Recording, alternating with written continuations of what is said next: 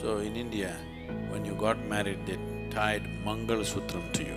तो भारत में जब आपकी शादी हुई, आपको मंगल सूत्र पहनाया गया। मंगल सूत्र का मतलब ये एक पवित्र धागा है। अगर इसे सही तरीके से किया जाए, इस धागे को खास तरह से बनाया जाता है। अगर आपको याद ना हो, दरअसल हर साल आपको इस मंगल सूत्र को बदलना होता है। क्या आप जानते हैं? अब ऐसा नहीं होता, क्योंकि अब ये एक सोने की मोटी चेन है। इसे कच्चे सूत के धागे से खास तरह से बनाया जाता था, या ये कच्चे रेशम का धागा होता था। So that इसके पीछे एक पूरा विज्ञान है, एक पूरा तरीका है अपनी ऊर्जाओं को लाभदायक तरीके से उपयोग करने का, जो एक तांत्रिक तरीका है जिसमें खास नाड़ी को, आप नाड़ी जानते हैं? हम इस बारे में बात कर चुके हैं कि 72,000 नाड़ियां होती हैं। आपके सिस्टम से एक विशेष नाड़ी को लिया जाता है और आपके मंगेतर के सिस्टम से एक खास नाड़ी को लिया जाता है और इस धागे को खास तरह से तैयार करके आपको बांधा जाता है। now, तो जब आपका शारीरिक संपर्क होता है तो ये सिर्फ शरीर का मिलन ही नहीं, बल्कि दो लोगों की ऊर्जाएं भी ऐसी हो जाती हैं। अब आप इसे तोड़ नहीं सकते। अगर आप इसे तोड़ते हैं तो आपको दोनों लोगों को गंभीर नुकसान पहुंचाना होगा, उन्हें चीर कर अलग करना होगा। शादियां इसी तरह की जाती थीं। they got them married. बहुत छोटी उम्र में ही उनकी शादी कर दी जाती थी।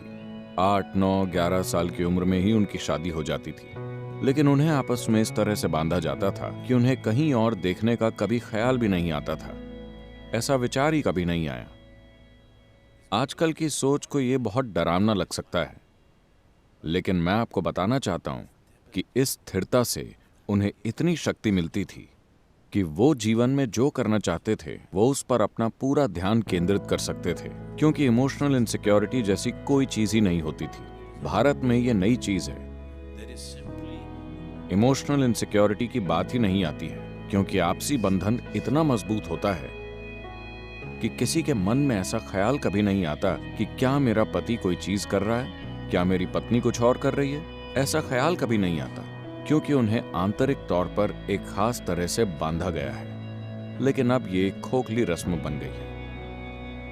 now some of the marriages now. हाल में मैंने जो शादियां कराई हैं, उसमें हमने उनके साथ यही किया है और उनके बीच के तालमेल का स्तर जबरदस्त है। आप देख सकते हैं कि दो लोग एक बनकर कैसे काम करते हैं और ये कितना शक्तिशाली है। दो लोगों का एक प्राणी की तरह काम करना, ये जबरदस्त शक्ति होती है। So तो कहीं ना कहीं हमें लगा कि दो टांगें इतनी स्थिर नहीं होती, 4 टांगें हमेशा ज्यादा स्थिर होती हैं। तो हमने इन दो टांगों को एक साथ बांध दिया। 2 टांगें बहुत। हम साइकिल से कार की तरफ क्यों गए? ये ज्यादा स्थिर है। हालांकि ये ज्यादा जगह घेरती है, ज्यादा महंगी है, ज्यादा प्रदूषण करती है, फिर भी हम साइकिल की जगह कार चुनते हैं क्योंकि ये ज्यादा स्थिर है। आपको इसे हर समय बैलेंस नहीं करना पड़ता।